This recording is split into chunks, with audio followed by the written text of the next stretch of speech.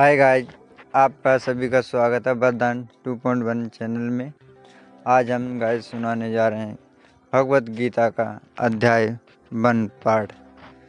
Guys चलो, अगर अध्याय पार्ट 1 आपके लिए पसंद आया तो चैनल को ज़रूर गाइस सब्सक्राइब ज़रूर करें और बेल आइकन को ज़रूर दबा देना ताकि नोटिफिकेशन आपके पास पहुंच सके।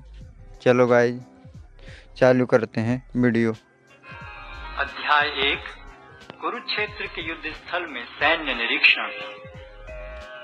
धृतराष्ट्र ने कहा, हे संजय, धर्म भूमि कुरुक्षेत्र में युद्ध की इच्छा से एकत्र हुए मेरे तथा पांडु के पुत्रों ने क्या किया?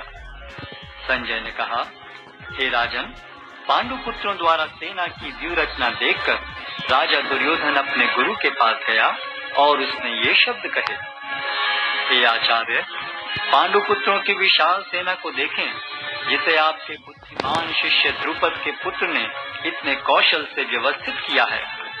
इस सेना में भीम तथा अर्जुन के समान युद्ध करने वाले अनेक वीर धनुर्धर हैं, यथा महारथी युयुधान, विराट तथा द्रुपद। इनके साथ ही धृष्टकेतु, चेकितान, काशीराज, पुरुजित, कुंतीभोज तथा शैब्य जैसे महान शक्तिशाली योद्धा भी हैं।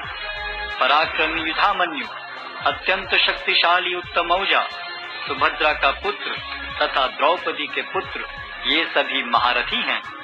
किंतु हे ब्राह्मण श्रेष्ठ, आपकी सूचना के लिए मैं अपनी सेना के उन नायकों के विषय में बताना चाहूंगा जो मेरी सेना को संचालित करने में विशेष रूप से निपुण हैं। मेरी सेना में स्वयं आप, भीष्म, कर्ण, कृपाचार्य, अश्वत्थामा, विकर्ण तथा सोमदत्त का पुत्र भूरिश्रवा आदि हैं, जो युद्ध में सदैव विजयी रहे हैं। ऐसे अनेक वीर भी हैं जो मेरे लिए अपना जीवन त्याग करने के लिए उद्यत हैं। वे विविध प्रकार के हथियारों से सुसज्जित हैं और युद्ध विद्या में निपुण हैं। हमारी शक्ति अपरिमेय है और हम सब पितामह द्वारा भली भांति संरक्षित हैं, जबकि पांडवों की शक्ति भीम द्वारा भली भांति संरक्षित होकर भी सीमित है। अतः सैन्य व्यूह में अपने अपने मोर्चों पर खड़े रहकर आप सभी भीष्म पितामह को पूरी सहायता दें। तब कुरुवंश के वयोवृद्ध परम प्रतापी एवं वृद्ध पितामह ने सिंह गर्जन की सी ध्वनि करने वाले अपने शंख को उच्च स्वर में बजाया, जिससे दुर्योधन को हर्ष हुआ। तत्पश्चात शंख, नगाड़े, बिगुल, तुरही तथा सिंह सहसा एक साथ बज उठे। वह समवेत स्वर अत्यंत कोलाहलपूर्ण था। दूसरी ओर से श्वेत घोड़ों द्वारा खींचे जाने वाले विशाल रथ पर आसीन कृष्ण तथा अर्जुन ने अपने अपने दिव्य शंख बजाए। भगवान कृष्ण ने अपना पांचजन्य शंख बजाया, अर्जुन ने देवदत्त शंख तथा अति भौजी एवं अति मानवीय कार्य करने वाले भीम ने पौंड नामक भयंकर शंख बजाया। हे राजन, कुंती पुत्र राजा युधिष्ठिर ने अपना अनंत विजय नामक शंख बजाया तथा नकुल और सहदेव ने सुघोष एवं मणिपुष्पक शंख बजाए।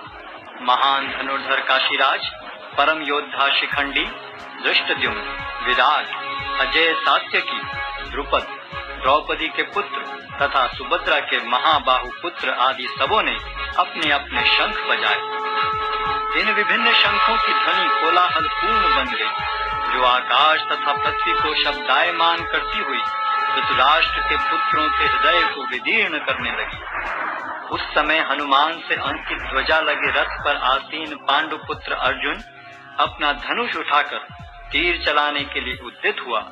हे राजन, धृतराष्ट्र के पुत्रों को व्यूह में खड़ा देखकर अर्जुन ने श्री कृष्ण से ये वचन कहे। अर्जुन ने कहा, हे अच्युत, कृपा करके मेरा रथ दोनों सेनाओं के बीच ले चलें, जिससे मैं यहाँ उपस्थित युद्ध की अभिलाषा रखने वालों को और शस्त्रों की इस महान परीक्षा में जिनसे मुझे संघर्ष करना है उन्हें देख सकूं। मुझे उन लोगों को देखने दीजिए जो यहाँ पर धृतराष्ट्र के दुर्बुद्धि पुत्र दुर्योधन को प्रसन्न करने की इच्छा से लड़ने के लिए आए हुए हैं।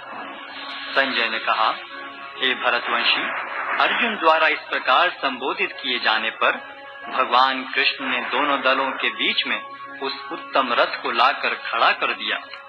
भीष्म, द्रोण तथा विश्व भर के अन्य समस्त राजाओं के सामने भगवान ने कहा कि हे पार्थ, यहाँ पर एकत्र सारे कुरुओं को देखो। अर्जुन ने वहाँ पर दोनों पक्षों की सेनाओं के मध्य में अपने चाचा ताऊओं, पितामहों, गुरुओं, मामाओं, भाइयों, पुत्रों, पौत्रों, मित्रों, ससुरों और शुभ चिंतकों को भी देखा। जब कुंती पुत्र अर्जुन ने मित्रों तथा संबंधियों की इन विभिन्न श्रेणियों को देखा तो वह करुणा से अभिभूत हो गया और इस प्रकार बोला। अर्जुन ने कहा, हे कृष्ण, इस प्रकार युद्ध की इच्छा रखने वाले अपने मित्रों तथा संबंधियों को अपने समक्ष उपस्थित देखकर मेरे शरीर के अंग कांप रहे हैं और मेरा मुख सूखा जा रहा है। मेरा सारा शरीर कांप रहा है, मेरे रोंगटे खड़े हो रहे हैं, मेरा गांडीव धनुष मेरे हाथ से सरक रहा है और मेरी त्वचा जल रही है। मैं यहाँ और अधिक खड़ा रहने में असमर्थ हूँ। मैं अपने को भूल रहा हूँ और मेरा सिर चकरा रहा है। हे कृष्ण, मुझे तो केवल अमंगल के कारण दिख रहे हैं। हे कृष्ण, इस युद्ध में अपने ही स्वजनों का वध करने से न तो मुझे कोई अच्छाई दिखती है और न मैं उससे किसी प्रकार की विजय, राज्य या सुख की इच्छा रखता हूँ। हे गोविंद, हमें राज्य, सुख अथवा इस जीवन से क्या लाभ, क्योंकि जिन सारे लोगों के लिए हम उन्हें चाहते हैं वे ही इस युद्ध भूमि में खड़े हैं। हे मधुसूदन, जब गुरुजन, पितृगण, पुत्रगण, पितामह, मामा, ससुर, पौत्रगण, साले तथा अन्य सारे संबंधी अपना अपना धन एवं प्राण देने के लिए तत्पर हैं और मेरे समक्ष खड़े हैं, तो फिर मैं इन सब को क्यों मारना चाहूंगा, भले ही वे मुझे क्यों न मार डालें। हे जीवों के पालक, मैं इन सबों से लड़ने को तैयार नहीं, भले ही बदले में मुझे तीनों लोग क्यों न मिलते हों। इस पृथ्वी की तो बात ही छोड़ दें। भला धृतराष्ट्र के पुत्रों को मारकर हमें कौन सी प्रसन्नता मिलेगी। यदि हम ऐसे आतताइयों का वध करते हैं तो हम पर पाप चढ़ेगा। अतः यह उचित नहीं होगा कि हम धृतराष्ट्र के पुत्रों तथा उनके मित्रों का वध करें। हे लक्ष्मीपति कृष्ण, इससे हमें क्या लाभ होगा और अपने ही कुटुंबियों को मारकर हम किस प्रकार सुखी हो सकते हैं। हे जनार्दन, यद्यपि लोक से अभिभूत चित्त वाले ये लोग अपने परिवार को मारने या अपने मित्रों से द्रोह करने में कोई दोष नहीं देखते, किंतु हम लोग जो परिवार के विनष्ट करने में अपराध देख सकते हैं, ऐसे पाप कर्मों में क्यों प्रवृत्त हों। कुल का नाश होने पर सनातन कुल परंपरा नष्ट हो जाती है और इस तरह शेष कुल भी अधर्म में प्रवृत्त हो जाता है। हे कृष्ण, जब कुल में अधर्म प्रमुख हो जाता है तो कुल की स्त्रियां दूषित हो जाती हैं और स्त्रीत्व के पतन से हे वृष्णिवंशी अवांछित संतानें उत्पन्न होती हैं। अवांछित संतानों की वृद्धि से परिवार के लिए तथा पारिवारिक परंपरा को विनष्ट करने वालों के लिए नारकीय जीवन उत्पन्न होता है। ऐसे पतित कुलों के पुरखे गिर जाते हैं क्योंकि उन्हें जल तथा पिंडदान देने की क्रियाएं समाप्त हो जाती हैं। जो लोग कुल परंपरा को विनष्ट करते हैं और इस तरह अवांछित संतानों को जन्म देते हैं, उनके दुष्कर्मों से समस्त प्रकार की सामुदायिक योजनाएं तथा पारिवारिक कल्याण कार्य विनष्ट हो जाते हैं। हे प्रजापालक कृष्ण, मैंने गुरु परंपरा से सुना है कि जो लोग कुल धर्म का विनाश करते हैं वे सदैव नरक में वास करते हैं। ओहो, कितने आश्चर्य की बात है कि हम सब जघन्य पाप कर्म करने के लिए उद्यत हो रहे हैं। राज्य सुख भोगने की इच्छा से प्रेरित होकर हम अपने ही संबंधियों को मारने पर तुले।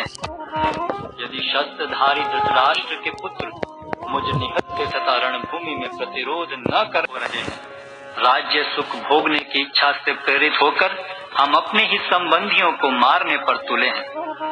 यदि शस्त्रधारी धृतराष्ट्र के पुत्र मुझ निहत्थे तथा रणभूमि में प्रतिरोध न करने वाले को मारें तो यह मेरे लिए श्रेयस्कर होगा। संजय ने कहा, युद्ध भूमि में इस प्रकार कहकर अर्जुन ने अपना धनुष तथा बाण एक ओर रख दिया और शोक संतप्त चित्त से रथ के आसन पर बैठ गया।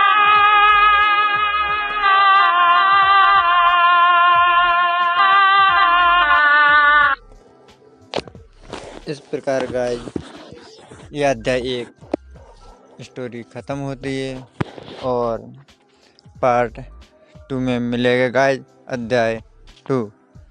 और तब तक के लिए गाइज मिलते हैं अगली वीडियो में। और आपके लिए गाइज भगवत गीता का अध्याय अच्छा लगा हो तो आप वरदान 2 चैनल को गाइज सब्सक्राइब करें और बेल आइकन को दबा दें ताकि नोटिफिकेशन आपके पास पहुंच सके। मिलते हैं गाइज, तब तक के लिए बाय बाय, टेक केयर।